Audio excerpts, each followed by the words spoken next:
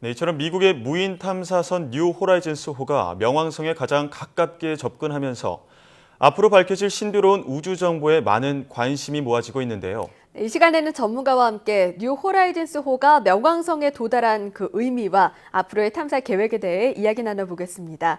대덕전파 천문대 이영웅 책임연구원 전화로 연결됐습니다. 안녕하십니까? 네, 안녕하세요. 네, 정말 긴 시간인데요. 9년 6개월 동안 예. 이 비행한 끝에 뉴 호라이즌스호가 한국 시간으로 어제 저녁 명왕성에 가장 가까운 곳을 지나갔습니다. 이 명왕성에 최근 접전에 도달하기까지 정말 긴 시간이 흘렀잖아요. 어떤 과정을 거쳤는지 전해주시죠. 네, 뉴 호라이즌스의 목적은 태양계 끝에 있는 명왕성과 그리고 카이퍼 벨트에 있는 여러 소행성들을 탐사하기 위해서 발사된 것이고요. 2006년 1월 달에 발사돼서 9년 6개월 동안 약 48억 킬로미터 정도 어마어마한 거리죠. 네.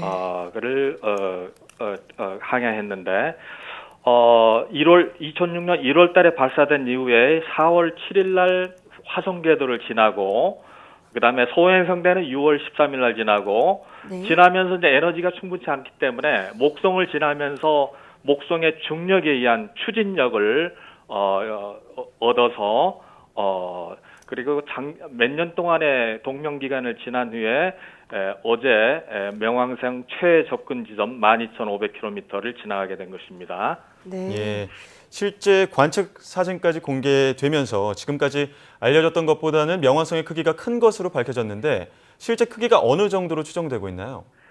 네, 원래는 2,300km 정도로 추정을 하고 있었습니다만 명왕성이 워낙 멀기 때문에 자세한 영상이나 이미지를 얻을 수 없었죠. 예. 이번 기회에 아주 가깝게 갔기 때문에 지구 크기보다도 더 작은 거리까지 가서 자세한 영상을 얻었기 때문에 아마 측정도 더 정확히 된 것 같습니다. 그래서 아마 80km 정도 더 큰 2,370km 정도로 추정하고 있습니다. 네. 예. 말씀 주신 것처럼 이 뉴 호라이즌스호가 초고해상도 카메라를 통해서 명왕성과 위성의 사진들을 지구로 보내왔는데요. 많은 분들이 눈 크게 뜨고 지켜보셨을 것 같습니다. 이 사진 속을 통해서 명왕성에 대해 어떤 정보들을 추가로 얻으셨습니까? 네, 사진 자체에서는 자세한 그 모양이라든가 그다음에 그 상태 이런 것들만 알 수 있고 거기에서 이제 날라오는 여러 가지 자료를 분석하는 데는 좀 시간이 걸릴 겁니다. 예. 근데 가장 중요한 거는 명왕성은 달보다도 훨씬 작기 때문에 대기가 없는 줄로 생각을 했었어요. 네. 예. 그런데 1985년도에 적외선 관측으로 인해서 거기에 질소도 있고 메탄도 있고 일산화탄소 등 이런 것들이 뭐 물론 굉장히 약하기는 합니다만 그런 것들을 발견을 했거든요. 예. 관측을. 그것들의 그 대기의 양은 지구 대기하고 비교하면 비교할 수 없을 정도로 작습니다. 보통 한 10만 분의 1 내지 지구 대기의 10만 분의 1 내지 100만 분의 1 이렇게 추정을 하고 있는데 여기에 대한 자료는 좀 분석하는 데 시간이 걸리기 때문에 조금 더 기다리셔야 될 것 같고 지금은 명왕성에 대한 그 자세한 영상만을 감상하시면 될 것 같습니다. 예. 그렇다면 명왕성에 가장 가까운 곳을 통과한 후에 현재 뉴 호라이즌스호는 어디로 향하고 있나요? 예. 거기 명왕성은 이제 카이퍼 벨트에 있는 천체라고 이제 그 정의되어 있거든요. 예. 예. 태양계 끝에는 해왕성 궤도 밖에는 명왕성과 같은 수많은 소행성들이 많이 있습니다. 지금까지 발견된 게 한 1,000여 개쯤 되는데 명왕성은 카이퍼 벨트 중에서도 조금 안쪽에 있는 것이기 때문에 먼저 도착한 것이고요. 앞으로는 이제 몇 년 동안 카이퍼 벨트 내에 있는 수많은 소행성들을 아마 탐사하면서 지나갈 것입니다. 네.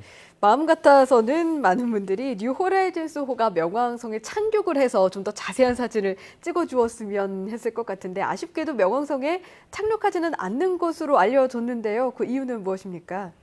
예. 명왕성에만 착륙하려고 했으면 아마 프로그램을 통해서 아마 그런 기술을 미국은 이미 가지고 있기 때문에 할 수 있었을 것입니다. 그러나 예. 목적이 명왕성만이 아니고 명왕성 외에도 수많은 카이퍼 벨트에 있는 소행성 천체들이 많이 있거든요.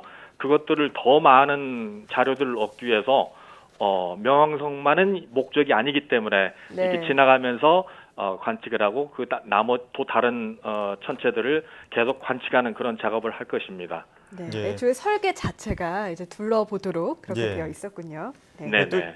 지구와 명왕성의 거리가 굉장히 멀기 때문에 또 보내는 정보를 수신하는 데도 상당히 많은 시간이 소요될 것 같은데요. 어떻습니까? 네, 그렇습니다. 명왕성 궤도는 이심률이 굉장히 커서 다른 행성들은 거의 원에 가까운 그런 타원형 궤도를 돌고 있는데 예. 명왕성은 이심률이 굉장히 큽니다. 다른 행성들에 비해서. 그러니까 거리가 가까울 때는 태양에서 거리가 가까울 때는 약 43억 킬로미터, 멀 때는 또 75억 킬로미터 이렇게 많이 벌어지거든요. 그런데 이제 지금은 약 48억 킬로미터. 그러니까 우리 뉴 호라이즌 5가 48억 킬로미터를 여행했다는 얘기가 되겠죠. 그러니까 거리가 멀기 때문에 한 번 교신하는데 9시간. 그러니까 원웨이로 생각하면 4시간 반 정도. 왔다 갔다 하면 9시간이 걸리겠죠. 예, 그 정도 많이 걸립니다. 네, 예. 이 이심률이 크고 작다는 건 쉽게 이야기하면 어떤 걸 의미합니까? 예, 타원의 정도가 타원이라도 이심률이 작으면은 거의 원에 가깝고요. 예. 그러니까 원은 이심률이 0인 타원이라고 생각하시면 되겠고요.